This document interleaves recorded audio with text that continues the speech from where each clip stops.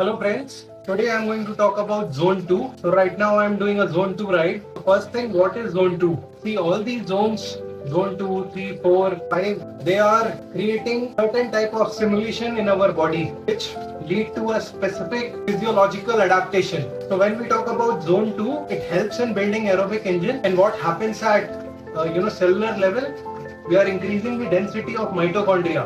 We are also making capillaries more efficient, which helps blood to be pumped by heart in more efficient manner. This is also a zone which uses fat as a fuel. These are the things which are happening when we are training at zone 2.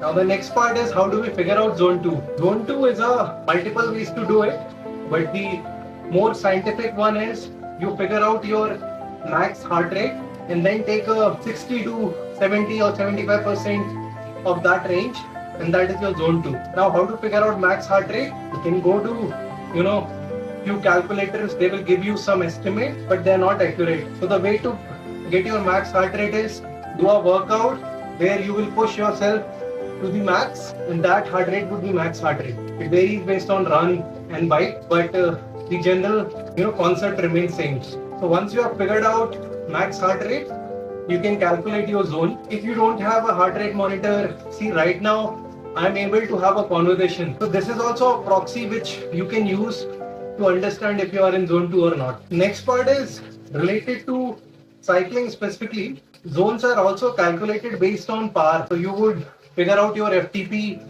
and again based on FTP you will create zone 2. Now which one to use when you are cycling? So I have tried to understand this better, but the answer is we have to use both. Ideally what would happen for a power zone 2, there would be a corresponding heart rate which would also be in zone 2. As long as both are in same range, zone 2, you can use either of them. There is a concept of decoupling where your power number might remain in zone 2 but heart rate might spike. That is called decoupling, where your HRM is telling you that you are not in zone 2, but power wise you are still putting the same effort. So at that point, if that decoupling happens, you need to figure out what is going wrong. Is it because of heat, underfueling, fatigue? There might be multiple reasons. But to keep it simple, zone 2 is where aerobic engine is built. It helps to create more mitochondria, make blood pumping efficient, and teaches body